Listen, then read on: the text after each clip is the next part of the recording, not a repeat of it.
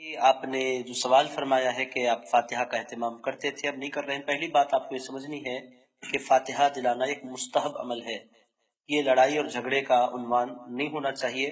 مسلمانوں کا ایک دوسرے سے محبت کرنا یہ لازم ہے، فرض ہے، اور فاتحہ دلانا نہیں دلانا یہ ایک مستحب کام ہے۔ جس کی سمجھ میں آتا ہے وہ دلائے، جس کی سمجھ میں نہیں آتا وہ نہ دلائے۔ مگر حقیقت کیا ہے، دلانا کیا ضروری ہے، واجب اور فرض نہیں ہے۔ اب جو دلاتے ہیں کیوں دلاتے ہیں، میں مصلحت آپ کی خدمت میں رکھتا ہوں۔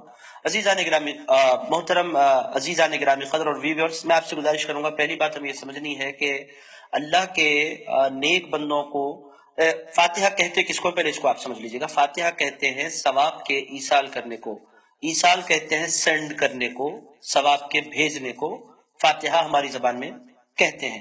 کیوں ثواب بھیجا جاتا ہے، یہ سوال پیدا ہوتا ہے۔ ثواب کا بھیجنا، کسی اچھے کام کے کرنے کے بعد اس کے ثواب کا منتقل کرنا، یہ صحیح احادیث سے ثابت ہے۔ ایک حدیث مبارک میں آپ کی خدمت میں رکھوں، یہ مسلم شریف میں آئی ہے۔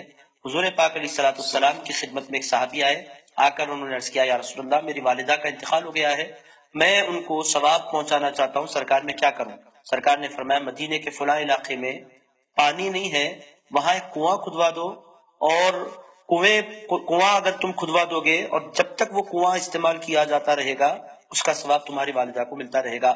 عمل بیٹے کا تھا، ثواب والدہ کو مل رہا ہے۔ اس کی اور آسان مثال آپ دیکھنا چاہیں تو ہمارے ہاں پورے علاقوں میں جو بندہ حج نہیں کر پاتا، اس کا بیٹا اگر صاحب استطاعت ہو جاتا ہے تو اپنے والد کی طرف سے وہ حج کرتا ہے۔ کیوں؟ حج بیٹے کا ہوتا ہے، ثواب والد کی طرف جایا کرتا ہے۔ اس کو ایصال ثواب کہتے ہیں۔ کوئی بھی اچھا کام بندہ کر کے کسی کو اگر اس کا ثواب بھیجنا چاہے تو شریعت میں اس کی اجازت ہے۔ بعض لوگ کہتے ہیں گناہ کیوں نہیں بھیجا جا سکتا، اس واسطے کہ گناہ بھیجنے کی کوئی مثال ہمارے معاشرے میں اور ہمارے دین میں نہیں ہے۔ ثواب بھیجنے کی مثال حضور پاک علیہ الصلوۃ والسلام کی حیات مبارکہ میں بھی ہے، اور پھر اس کی بہت سی مثالیں خود رسول پاک صلی اللہ تعالیٰ علیہ وآلہ وسلم قربانی کے دن بجائے ایک بکرا ذبح کرنے کے 2 بکرے ذبح فرماتے، ارشاد فرماتے، ایک بکرا میری اپنی جانب سے ہے اور ایک بکرا میری پوری امت کی جانب سے ہے۔ سرکار پاک علیہ الصلوۃ والسلام نے مثال قائم فرمائی کہ ایک بکرے پر پوری امت کو ثواب بھیجا جا سکتا ہے۔ تو فاتحہ کا مقصد کیا ہوتا ہے؟ فاتحہ کے 2 بنیادی مقصد ہوتے ہیں۔ ایک تو یہ کہ کھانا پکایا جاتا ہے۔ کھانا کیوں پکایا جاتا ہے؟ تو اس واسطے کہ سرکار پاک علیہ الصلوۃ والسلام جب مدینے میں انٹر ہوئے، پوچھنے والوں نے پوچھا تھا، یا رسول اللہ، بہترین اسلام کیا ہے؟ تو حضور نے ارشاد فرمایا تھا، تطعم الطعام، مسلمانوں میں سب سے اچھا کام ہے کھانا کھلانا۔ کھانا کھلانے والے کو مکمل ثواب ملتا ہے، وہ ثواب کا مالک بن جاتا ہے، اور پھر بندہ کھانا پکانے کے بعد پورے لوگوں کے کھلانے کا اہتمام کرتا ہے اور نیت یہ کر لیتا ہے کہ میں کھانا میں کھلاؤں گا، ثواب مجھے تو اللہ دے گا ہی، میں چاہتا ہوں کہ اس ثواب کا نذرانہ میں حضور غوث اعظم دستگیر کی خدمت میں پیش کروں۔ ان کو کیوں پہنچایا جاتا ہے؟ ان کے پاس کوئی ثواب کی کمی ہے کیا؟ ان کے پاس کوئی ثواب کی کمی نہیں ہے۔ بندہ اپنی ماں کو تحفہ دیتا ہے، ایسا نہیں ہے کہ وہ فقیر ہے، اس کے باوجود تحفہ دیتا ہے۔ انسان اپنی بیوی کو تحفہ دیتا ہے، اس کے پاس پہلے سے ایک سونے کا ہار تھا، اللہ نے آپ کو عطا فرمایا، آپ نے تحفہ دے دیا۔ کیوں دیا؟ جس کو آپ تحفہ دے رہے ہیں اس کا یہ مطلب نہیں ہے کہ وہ محتاج ہے، فقیر ہے، یہ مطلب نہیں ہوتا۔ تحفہ محبت کا اظہار ہوتا ہے۔ تو کھانا پکا کر کھانے کا جو ثواب ملتا ہے وہ تحفہ دیا جاتا ہے حضور پیران پیر کو۔ فاتحہ کیوں دلائی جاتی ہے؟ مسلمانوں کا یہ عقیدہ ہے کہ جہاں قرآن پڑھا جاتا ہے اللہ وہاں برکتوں کا نزول فرماتا ہے۔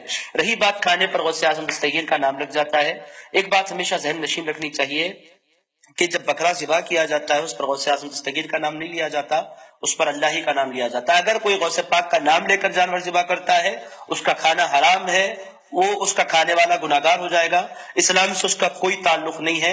جب جانور ذبح ہوگا تو نام اللہ ہی کا ہوگا، اللہ ہی کے نام پر جانور ذبح ہوتا ہے۔ نام اس کو کیوں لگتا ہے؟ اس کی آسان مثال آپ دیکھیں گے، کھانا کسی کے ولیمے کا ہوتا ہے، کسی کے عقیقے کا ہوتا ہے، عام انسان کی زبان میں نام لگایا جاتا ہے مگر حقیقت میں اللہ ہی اس کا مالک ہوتا ہے۔ تو فاتحہ دلانے کا مین بنیادی مقصد یہ ہے کہ ثواب کا حصول ہو اور ثواب کا تحفہ ان کو پہنچایا جائے۔ ہمیں اس کے بدلے میں کیا ملتا ہے؟ تمام دنیا کے مسلمانوں کا یہ عقیدہ ہے کہ اہل اللہ جو ہوتے ہیں وہ اپنی قبروں میں حیات ہیں اور لوگوں کے تحفے قبول فرماتے ہیں۔